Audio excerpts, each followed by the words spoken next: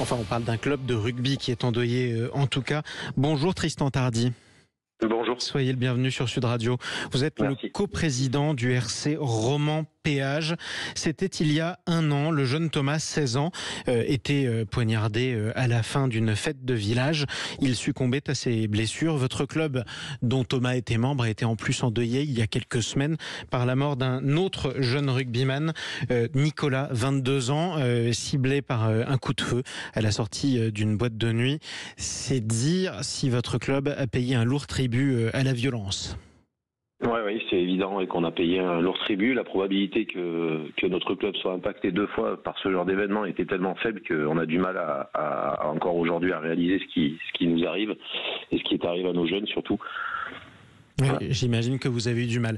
Alors j'imagine aussi que vous avez essayé de vous reconstruire. Le drame de Thomas il y a un an avait déclenché un écho national. Tout le monde avait été révolté par ce qui s'était passé. Comment vous avez géré la suite avec ses coéquipiers ?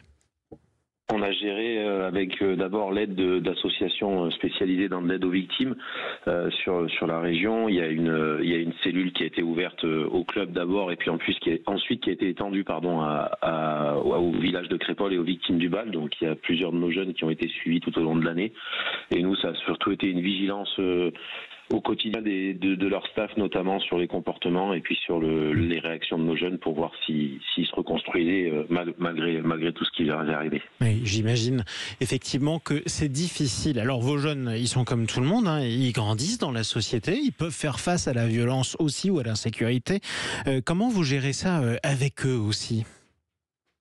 On gère. Le club a toujours eu une vocation à inclure à l'inclusion un peu de l'ensemble des publics. Donc on continue à ce travail-là puisque c'est dans l'ADN de notre club. Donc on va pas s'arrêter justement. Il faut surtout pas s'arrêter. Au contraire, ouais. Et puis au contraire, et puis continuer à travailler avec les maisons de quartier, avec la ville de Romans pour faire des actions pour intégrer tout le monde, inclure tout le monde et puis faire grandir nos jeunes le mieux possible et en faire des hommes bien. Oui, c'est ça. Vous avez mené aussi un certain nombre d'actions contre les discriminations dans les quartiers notamment. Ça consiste en quoi, ces différentes actions, par exemple? Leur faire rencontrer d'autres publics qu'ils ne connaîtraient pas forcément?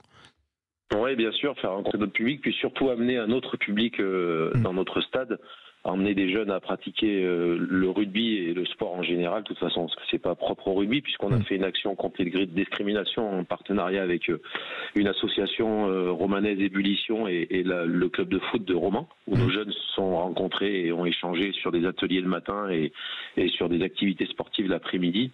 Voilà, tout ça, ça fait partie du cheminement, mais ça existait bien avant ce qui nous est arrivé et on continue heureusement à le faire pour que le club continue à grandir et à avancer malgré tout. Et vous arrivez à accueillir aussi tous les publics aujourd'hui, par exemple des jeunes rugbymen qui arriveraient de quartiers où on jouerait par exemple plus souvent au foot?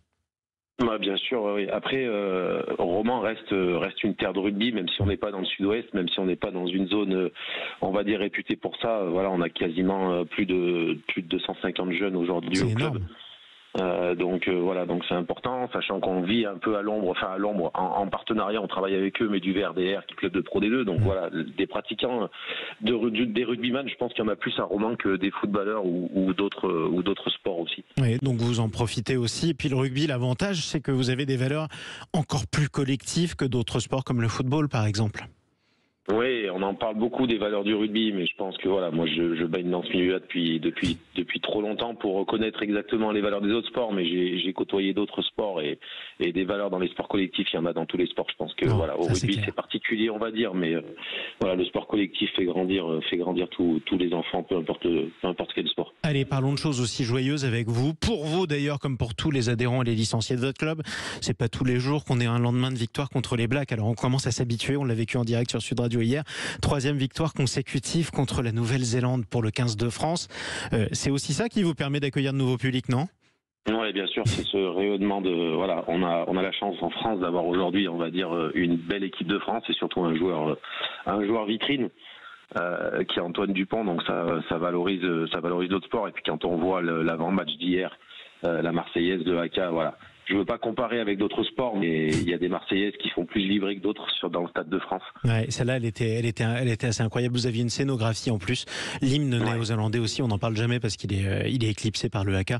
Mais la scénographie était incroyable au Stade de France. C'était dans le noir. Vous aviez seuls les joueurs qui étaient illuminés. C'était formidable. Écoutez, merci beaucoup d'être intervenu ce matin sur Sud Radio, Tristan Tardy. Je vous en prie, merci. On voudra toujours vous rappeler, de toute façon aussi pour parler des bonnes nouvelles parce qu'il y en a. Et puis on vous souhaite surtout beaucoup de courage et puis beaucoup de plaisir dans le sport que vous pratiquez avec tous vos jeunes, qui puissent-ils se porter bien. Vous êtes coprésident du RC Romans Péage.